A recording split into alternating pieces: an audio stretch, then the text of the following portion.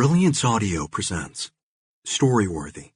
Engage, teach, persuade, and change your life through the power of storytelling. By Matthew Dicks. Foreword, written by Dan Kennedy. Performed by Matthew Dicks and John Glushevich. A couple years ago, a woman asked Alicia why she first fell in love with me. Fortunately, I was standing right beside her when the question was asked. I waited for Alicia to say something about my rugged good looks, quick wit, or enchanting eyes. I thought it was this situation, I said, motioning up and down my body. It's never been this situation, Alicia informed me. Instead, she told the woman that it was storytelling that first made her fall for me. She told me the story of the night when she and I went to Chili's for dinner, our first meal alone, before our school's talent show. Just so we're clear, this was not a date. Maybe I wanted it to be a date, but at that time I thought Alicia was out of my league. I still think this today, please don't tell her. Alicia and I were fellow teachers and slowly becoming friends, but we were both involved with other people at the time. We were technically unavailable. Also, Chili's was one of the closest restaurants to our school. My point? I didn't take Alicia on a first date to Chili's. I'm not that guy, okay? Alicia explained to the woman that over the course of our dinner, she had asked me some questions about myself. We'd known each other for a couple years by then, but we didn't know much about each other personally. When I'm asked a question, I tell a story, so I told some stories that night. I was still more than 7 years away from taking the stage and telling my first official story, but even back then, I was always ready and willing to share my life with others, warts and all. Alicia told the woman, that was the night I started falling for Matt. Listening to his stories, I realized that he wasn't like anyone I had ever met before, and I knew I wanted to hear more. I liked the way he told a story. Beautiful, right? I found the perfect spouse through storytelling.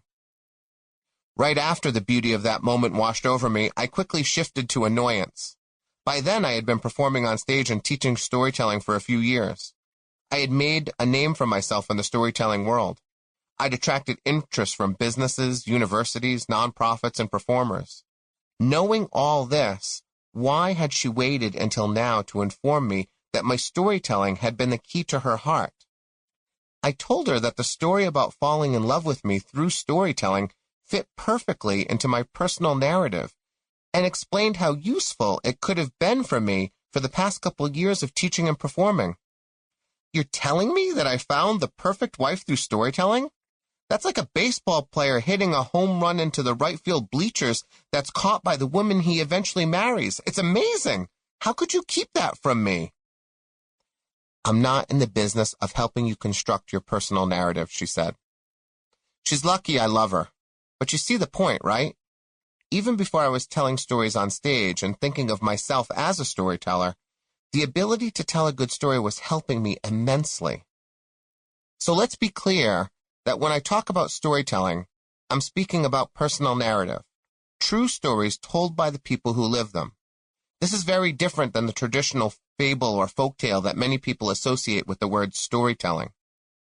While folktales and fables are entertaining and can teach us about universal truths and important life lessons, there is power in personal storytelling that folktales and fables will never possess.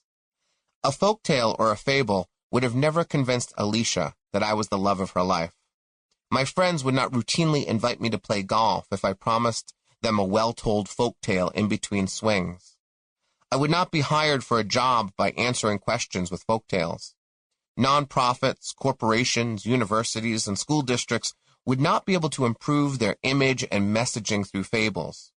You can't become the life of the party by telling a good folktale.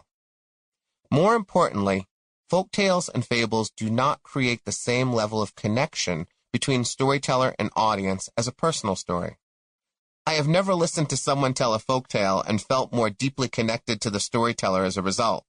I may have loved the story and admired the storyteller's skill and expertise, and I might have been highly entertained, but I have never felt that I knew the storyteller any better at the end of the story. The storyteller who tells folktales and fables is a highly developed, highly skilled delivery mechanism. often more entertaining than television. To keep listening to this audiobook for free, click the link in the description.